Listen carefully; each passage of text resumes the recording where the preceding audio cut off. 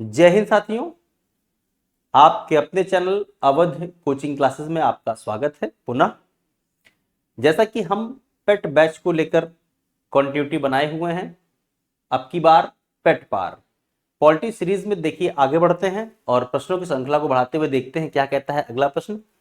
तो पहला प्रश्न यहां पे कह रहा है, किसी अर्ध न्यायिक सार्वजनिक अधिकारी को अपनी अनिवार्य कर्तव्य के लिए मजबूर करने के लिए उद्देश्य से उच्चतम न्यायालय द्वारा जारी की गई रीट होती है।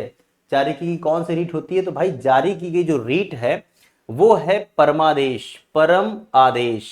जैसा कि आप जानते हैं, अधिकार प्रेक्षा कोई व्यक्ति अधिकारी नहीं है फिर भी वो अपने कर्तव्य यानी उस कर्तव्य को पालन कर रहा है। जैसे कि मान लीजिए फर्जी उस पद का इस्तेमाल करना, जैसे मैं टीटी नहीं हूं लेकिन टीटी बनकर मैं ट्रेन में टिकट चेक करूं, मैं ये अधिकारी नहीं हूं फिर भी ये काम कर रहा हूं, इसका मतलब ये मैं इस पद का मिसयूज कर रहा हूं। परमादेश, अधिकारी होते हुए मैं अपने कर्तव्य का पालन नहीं कर रहा हूं। तो जब रिट लगाई जाएगी तो कोर्ट न्यायालय मुझे ये अधिसूचना जारी करेगा कि भैया अपने कर्तव्यों का पालन करिए, आप देखिए गलत कर रहे हैं। उत्प्रेक्षण अगर बात करते हैं, यहाँ पे उत्प्रेक्षण की बात करते हैं, ये क्या है? वो ऊंचे की जो ऊपरी अदालतें हैं जैसे कि सुप्रीम कोर्ट है और हाई कोर्ट है, फिर डिस्ट्रिक्ट कोर्ट है, तो ये अपने नीचे अदालतों में कहते हैं भैया जो मामले तुम्हारे यहाँ बहुत सालों से पेंडिंग में पड़े हैं उन्हें तुम हमारे पास भेजो, ट्रांसफर करो, उन पर हम चर्चा परिचर्चा करेंगे, तुम फैसला नहीं दे पा रहे हो हम फैसला देंगे। ओके, चलिए अगले देखते हैं। अगला प्रश्न कहता है, भारत के उच्चतम न्यायालय ने निम्नलिखित मामलों में से किसमें माना है कि मौलिक अधिकारों में संशोधन नहीं किया जा सकता है? वो मामला आपका था केशवानंद भारती का मामला, इसमें मांगते संशोधन नहीं किया जा सकता है, लेकिन लास्ट में फिर बाद में इसको जब रीचैलेंज किया जाता है तो बात आता है कि संशोधन किया जा सकता है। अभी आगे क्वेश्चन देखेंगे आप। सूचना का अधिकार किस राज्य में लागू नहीं है? सूचना का अधिकार देखिए ऑप्शन, जब ये प्रश्न यूपी ट्रिपल एससी में पूछा गया इसलिए मैंने जानबूझ के ये प्रश्न एज इट इज ऐसे रखा है, हालांकि इस प्रश्न का कोई महत्व अस्तित्व नहीं रह गया है। सूचना का अधिकार किस राज्य में लागू नहीं है? तो उत्तर तो है भाई जम्मू कश्मीर, लेकिन हम ये जानते हैं कि 31 अक्टूबर 2019 से सूचना का जम्मू कश्मीर राज्य अब राज्य नहीं रहा, शासित प्रदेश बन चुका है। तो शासित प्रदेश बनने के साथ साथ अब ये प्रश्न का अस्तित्व समाप्त हो जाता है, जो कि यूपी ट्रिपल एससी में कई बार पूछा गया प्रश्न था। सूचना का अधिकार अगर मैं बताऊं आपको तो ये सूचना का अधिकार है, इसकी बात अगर की जाए तो ये 12 अक्टूबर 2005 को जारी किया गया था सभी राज्यों के लिए, लेकिन जम्मू कश्मीर में ये लागू नहीं होता था। लेकिन 2019 से जम्मू कश्मीर के विघटन ने उसको समाप्त कर दिया गया है, अब वह राज्य नहीं रह गया, 2 शासित प्रदेशों में टूट चुका है और वह अब शासित प्रदेश है, यानी कि शासक यानी केंद्र का शासन उस पर लागू है। तो वहां सभी प्रकार के रूल लागू हैं जो पहले कभी नहीं हुआ करते थे। ओके, चलिए देखते हैं आगे प्रश्न। अगला प्रश्न कह रहा है, मौलिक अधिकारों में संशोधन करने में कौन सक्षम है? तो मौलिक अधिकारों में संशोधन करने के लिए अगर सक्षमताओं की बात करें तो वो सिर्फ संसद है। मौलिक अधिकारों में संशोधन अगर कोई करने के अधिकार रखता है तो वो है संसद। ओके, चलिए आगे बढ़ते हैं। अगला प्रश्न, भारतीय नागरिकों के मौलिक अधिकारों के युक्त प्रतिबंधों को आरोपित करने की शक्ति किसके पास है? तो फिर भी बात वही आ गई, सिर्फ यहां पे एक सेंटेंस यूज किया गया, युक्ति युक्त। ये सेंटेंस ने आपके क्वेश्चंस को थोड़ा सा आपको प्रभावित कर दिया, वरना पिछले क्वेश्चन पर आधारित ये क्वेश्चन है, भारतीय नागरिकों के मौलिक अधिकारों को कौन प्रतिबंधित कर सकता है, निलंबित कर सकता है? वो है संसद। ओके, चलिए आगे बढ़ते हैं। किसी कैदी को न्यायालय के समक्ष प्रस्तुत करने के लिए किस रीट की आवश्यकता होती है? तो न्यायालय में अगर प्रस्तुत करना है किसी अपराधी को तो वो भाई, जैसे मान लीजिए मुझे अरेस्ट कर लिया गया, न्यायालय में अगर मुझे ले जाना है, मैं अपराधी हूं या नहीं हूं ये बात की बात है, तो उसमें आता है बंदी प्रत्यक्षीकरण। ये जो आपका है बंदी प्रत्यक्षीकरण, बंदी बनाए गए व्यक्ति को उपस्थित करिए और कारण बताइए, ये रीट आपकी लगती है और ये पहली रीट है किसी व्यक्ति को अगर प्रशासन के तौर पर किसी भी अपराध में या अवैध तरीके से गिरफ्तार कर लिया गया है तो उस व्यक्ति या उस व्यक्ति के परिजन इस याचिका को दायर कर सकते हैं उच्च न्यायालय में या उच्चतम न्यायालय में। ओके, चलिए अगले प्रश्न की ओर बढ़ते हैं। संविधान के किस अनुच्छेद के प्रावधानों के अंतर्गत भारत सरकार द्वारा भारत रत्न, पद्म विभूषण आदि अलंकरण प्रदान किए जाते हैं? तो देखो यहाँ पे कह रहा है कि संविधान के किस अनुच्छेद के प्रावधानों के अंतर्गत भारत सरकार द्वारा, यानी कि जो हम उपाधियां देते हैं उपाधियों का तो अंत हो चुका है, लेकिन उपाधि जो दे रहे हैं वो अनुच्छेद 18 के तहत हम उपाधियों का अंत कर चुके हैं और इसे हम प्रदान कर रहे हैं, लेकिन हम इसे लगा नहीं सकते हैं। सिर्फ चिकित्सा संबंधी और सैन्य संबंधी उपाधियों को ही हम लगा सकते हैं। आगे बढ़ते हैं। स्वतंत्रता के मूल अधिकारों से संबंधित संविधान के अनुच्छेद 19 के अंतर्गत कितने प्रकार के स्वतंत्रताएं प्रत्याभूत हैं? तो वो जानते हैं कि पहले 7 थी, अब 6 हो गई हैं। जैसे कि देखिए ये बात कर रहे हैं 19 की, article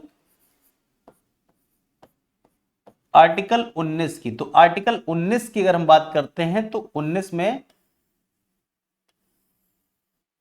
19A, 19B, 19C, 19D, 19E, 19F हट चुका है और 19G, ये 6 खंड हैं। बहुत ध्यान समझिएगा। वाक एवं अभिव्यक्ति की आजादी, बोलने की आजादी, झंडा फहराने की आजादी, प्रेस की आजादी, ये है 19A में। 19B यहां पे कह रहा है निरायुद्ध सम्मेलन करने की आजादी, बिना शस्त्र सम्मेलन करने की आजादी। 19C संगम एवं संघ बनाने की आजादी, संगम एवं संघ बनाने की आजादी।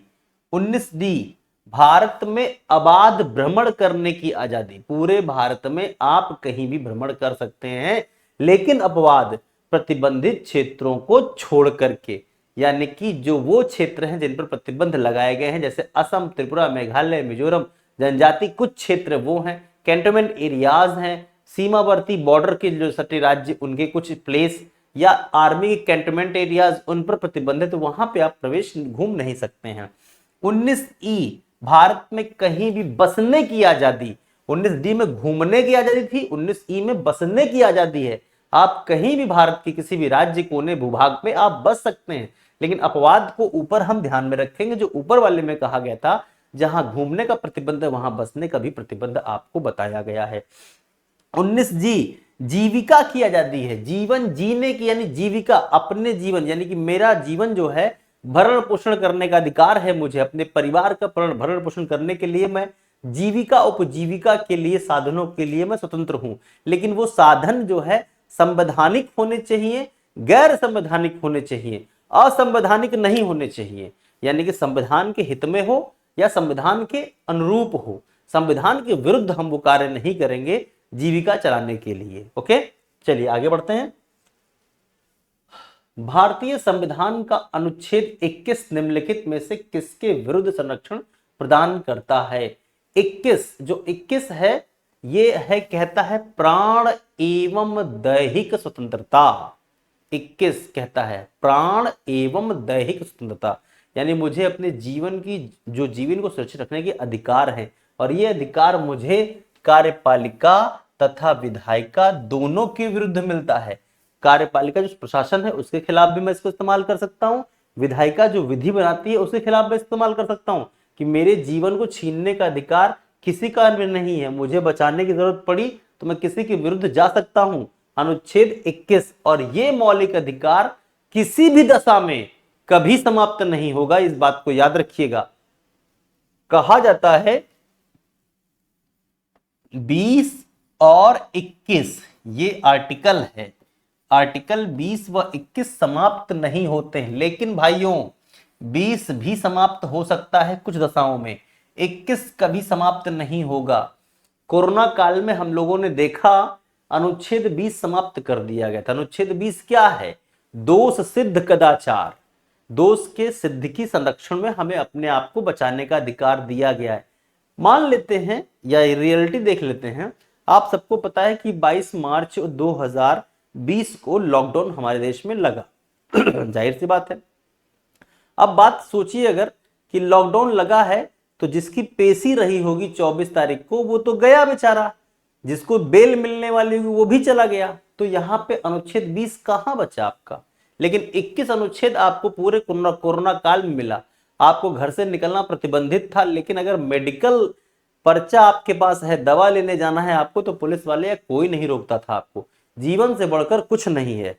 आपकी जेब में बस एक पर्चा होना चाहिए। और कोरोना काल में आपने इसका मिसयूज बहुत किया होगा, बहुत लोगों को देखा भी होगा कि हमने मेडिकल पर्चा जेब में रखा और हम घूम रहे हैं बाहर, यहां से वहां सामान ले रहे हैं, कोई रोक रहा है तो कह रहे अरे साहब हम तो दवाई लेने आए हैं, ये घर में एक पेशेंट है उसकी दवाई लेने आए थे। तो आप बच जा रहे हैं। पुलिस या जो भी सुरक्षा कर्मी थे वो कुछ नहीं बोल रहे थे।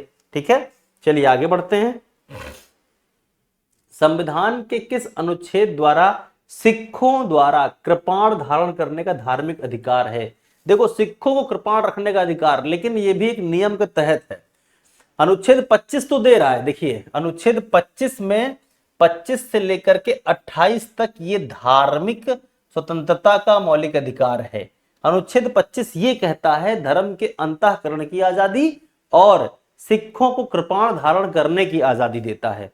लेकिन कृपाण का जो लंबाई है वो 6 इंच से अधिक बड़ा जो है कृपाण नहीं रखेंगे। वो धार्मिक यानी धर्म के अंतःकरण की आजादी है और सिखों को कृपाण रखने की आजादी है अनुच्छेद 25 के तहत, जो कि 25 से 28 धार्मिक का उपबंध करता है। ओके, 24 में आप शोषण के विरुद्ध मौलिक अधिकारों का अधिकार है। 26 में अपने, देखिए 25 से 28 की बात आ गई। 26 में अपने धर्म का प्रचार प्रसार करने की आजादी है। 27 में अपने धार्मिक कार्यों का प्रबंध करने की आजादी है। जो भी भंडारा देख रहे हैं वो इसी में है। संवैधानिक उपचारों का अधिकार किन परिस्थितियों के द्वारा निलंबित कर दिया जाता है। संवैधानिक उपचारों का जो अधिकार है वो किन परिस्थितियों में, तो देखिए आपात स्थितियों में घोषणा के दौरान बिल्कुल हो जाएगा। सेना सदस्यों के संबंध में बिल्कुल हो जाएगा। जब सैनिक विधि लागू होगी, यानी कि जाहिर सी बात है बिल्कुल है। ये उपयुक्त सभी, इसका आंसर क्या है भैया, उपयुक्त सभी। जो भी नियम बताए जा रहे हैं कि आपात स्थिति में खत्म हो जाएगा उपचार, बिल्कुल है, रीट नहीं काम करेगी आपकी। सेना के सदस्यों के लिए जब संबंध में कोई बात आएगी तब भी आपकी रीट काम नहीं करेगी। किसी सैनिक से आप लड़ाई कर लीजिए, किसी आर्मी के जवान से मुंह उठा पटक हो जाए आपकी, वो आपको उठा ले तो यहाँ काम नहीं करेगा आपका। आर्मी वाले में, आर्मी की फोर्स अगर मान लीजिए, जैसे मान लीजिए मैं हूं, भारत का नागरिक हूं, मुझे आर्मी के लोगों ने मान लीजिए वो कर रखा है, तो मैं यहां नहीं लगा सकता। मैं, जैसे कि आपको पता है कि एक असफा कानून है, अफसफा कानून, जो कि जम्मू कश्मीर में और नागालैंड में और मणिपुर मिजोरम कुछ राज्यों में लागू है। तो वहां पे अगर आर्मी ने उठा लिया मुझको तो मैं ये नहीं लगा पाऊंगा। आर्मी ने अगर अरेस्ट कर लिया है या आर्मी ने मुझे पकड़ रखा है तो मेरे पास ये जो जितनी रिट बता रहे हैं आपको, कोई रिट काम नहीं आएगी।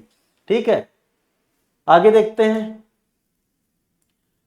कौन व्यक्तिगत स्वतंत्रता से संबंधित है। व्यक्तिगत स्वतंत्रता किसमें है बताएं इसमें आप। बंदी प्रत्यक्षीकरण में है, उत्प्रेक्षण में है, प्रतिषेध लेख में है, परमादेश में है। व्यक्तिगत, जो व्यक्ति के आधार पर व्यक्तिगत अगर बात की जाए तो व्यक्तिगत में आपके पास आता है बंदी प्रत्यक्षीकरण। ये हमारा खुद का अपना है। जैसे मुझे बंदी बनाया गया तो मैं ही तो व्यक्ति हूं, तो मैं अपने हिसाब से इसको लगाऊंगा, तो व्यक्तिगत हो गया ये हमारा। किस वाद ने संसद को मौलिक अधिकारों में संशोधन करने का अधिकार दे दिया। देखिए यहां पे फिर वही क्वेश्चन आ गया। केशवानंद भारती मामले में पहले कहा कोर्ट ने कि ये नहीं संशोधन हो सकता है। फिर जब इसको पुनर्वलोकन किया गया तो बाद में फिर कहा गया कि नहीं भाई, मौलिक अधिकारों में संशोधन हो सकता है। और मौलिक अधिकारों में 2 बार संशोधन किया गया है। बड़ी हैरानी की बात यह है कि एक बार 21A जोड़ा गया है, एक बार 19F हटाया गया है। 19F और 31 ये हटाए गए हैं दोनों को। ये संशोधन जो आपका हुआ ये हुआ था 1978 में, 44वां संविधान संशोधन। ये हुआ ये हुआ था आपका 2002 में किया गया था। और 86वां संविधान संशोधन था 14 वर्ष से कम उम्र के बच्चों को, 6 वर्ष से लेकर 14 वर्ष तक कम उम्र के बच्चे को अनिवार्य शिक्षा की बात इसी आर्टिकल में कही गई है। आगे देखते हैं, निम्नलिखित में से कौन सा मूल अधिकार विदेशी नागरिकों को प्राप्त नहीं है? भाई बात तो सही है, सारे अधिकार प्राप्त हैं। विधिक समक्षता की समानता बिल्कुल प्राप्त है। अभिव्यक्ति की स्वतंत्रता ये अधिकार नहीं प्राप्त है, ये अधिकार नहीं प्राप्त है, बाकी उनको सब प्राप्त है। प्राण एवं दैहिक स्वतंत्रता भी प्राप्त उनको है। शोषण के विरुद्ध अधिकार भी उनको प्राप्त है। भाई बाहर से आए हैं, उनकी प्राण रक्षा करना हमारा धर्म है, देंगे उनको अधिकार। शोषण के विरुद्ध अधिकार भी उनको है। और अगर देखा जाए जो अनुच्छेद अभी आपने देखा 20, 21, ये भी इनको प्राप्त है, क्योंकि कसाब को जब पकड़ा गया था, कसाब विदेशी था, पाकिस्तानी था, कसाब को सारे अधिकार दिए गए थे। अभिव्यक्ति यहाँ पे देखिए, बोलने का अधिकार उसका नहीं, उसके वकील को दिया गया था अपनी बात रखने का अधिकार, लेकिन उसको नहीं दिया गया था अधिकार। ठीक है, आगे बढ़ते हैं। अगला, मौलिक अधिकारों में कौन सी बात की स्वतंत्रता नहीं है? मौलिक अधिकारों में कौन सी बात की? विचार को व्यक्त करना है, हड़ताल करने का अधिकार यही तो नहीं है भैया, हड़ताल नहीं कर सकते, शांतिपूर्वक प्रदर्शन करिए, कर सकते हैं आप। धरना देने का अधिकार है, देखिए समागम 19B में है, शांतिपूर्वक सम्मेलन करने का अधिकार है, तो ये अधिकार दोनों एक ही में आता है, ये दोनों तो एक ही हो गया। हड़ताल का कहीं भी उल्लेख नहीं है, हमने आपको 19A B C D E और G पढ़ाया मैंने आपको, उसमें कहीं अधिकार नहीं है। चलिए आगे बढ़ते हैं। भारत के संविधान के अनुच्छेद 24 जोखिमपूर्ण कार्यों से संबंधित कारखानों में बालकों के लिए नियोजन को निषेध करता है। ऐसा निषेध है, ये अगर बताया जाए आपको, पूर्ण निषेध है, किसी भी प्रकार से उनको नहीं रखा जाएगा। देखिए ये बात कह रहा है 6 यानी कि 14 वर्ष से कम आयु के बालक बालिकाओं को किसी भी भारी कारखानों में कार्य करने पर प्रतिबंध लगा दिया गया है। यही है शोषण के विरुद्ध मौलिक अधिकार अनुच्छेद 24। 23 कहता है इसमें कि मानव के साथ दुर्व्यवहार बलात्सर्म पर प्रतिबंध, 23 कहता है। 24 कहता है कि भारी कारखानों में कार्य करने पर प्रतिबंध। ओके, चलिए आगे बढ़ते हैं भैया। 17 नंबर प्रश्न कह रहा है, भारत के संविधान के अनुच्छेद 19D से संबंधित है। 19D क्या है? मैंने अभी बताया, भारत में अबाध भ्रमण करने की आजादी, भारत में कहीं भी घूमने की आजादी है। तो यहाँ पे लिखा है समस्त भारतीय क्षेत्र में स्वतंत्रता पूर्वक आवागमन की का अधिकार। तो यहाँ पे भैया यही है हमारा आवागमन, आने जाने घूमने का अधिकार, यही तो रहा हमारा। यही अधिकार जो है 19D में परिभाषित है। संविधान के अनुच्छेद 17 और अनुच्छेद 18 में व्यवस्था क्या है? 17 और 18 में क्या है? 17 सामाजिक समानता, आर्थिक राजनैतिक समानता और धार्मिक समानता।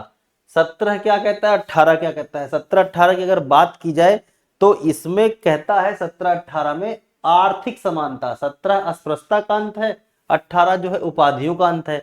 तो ना कोई अमीर है ना कोई गरीब है। 18 कहता है भाई एक समान सभी रहना है, ऊंच नीच का भेदभाव भी नहीं, 17 में कह रहा है। तो ये क्या कह रहा है आपका? आर्थिक समानता का अधिकार को दर्शाता है ये। आगे देखते हैं हम, एक मिनट। हाँ भाई इसमें मिस्टेक है।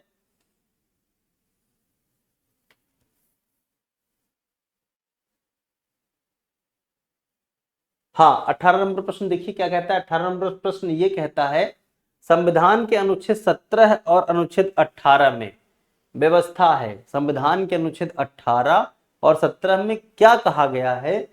सामाजिक समानता, आर्थिक समानता, राजनैतिक समानता और धार्मिक समानता। देखो भाई 17 अस्पृश्यता का अंत है, छुआछूत का अंत है, यानी कि समाज में इस बात को हटाना, ये सामाजिक हो गया। 18 क्या कहता है? 18 भी तो कहता है उपाधियों का अंत, समाज में कोई बड़ा छोटा नहीं रहेगा, कोई तुर्रम खां नहीं रहेगा।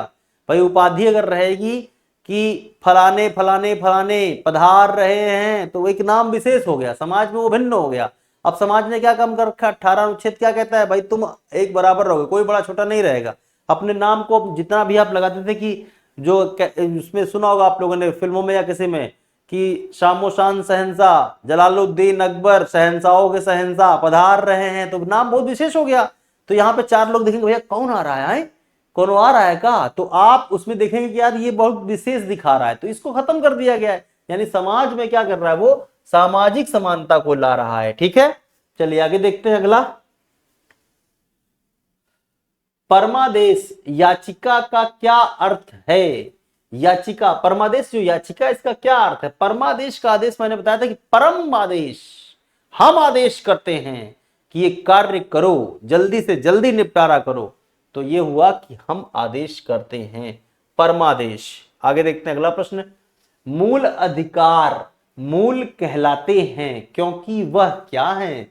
मूल अधिकार मूल इसलिए हैं क्योंकि मानव के प्रकृति और अप्रदत्त अधिकार हैं भैया, ये प्रकृति ने हमको ये अधिकार दिया है, इसलिए मानव का जो अधिकार है वो मूल अधिकार कहलाता है कि ये जन्मजात मिले हुए अधिकार हैं हमको। हमारे जीवन जीने का अधिकार जन्मजात है हमारा, ये आप हमसे नहीं छीन सकते हैं। ठीक है, तो आई होप आपको प्रश्न समझ में आ रहे हैं, रिवीजन आपका अच्छा हो रहा होगा। फिर मिलते हैं आपके अगले क्लास में। जय हिंद साथियों।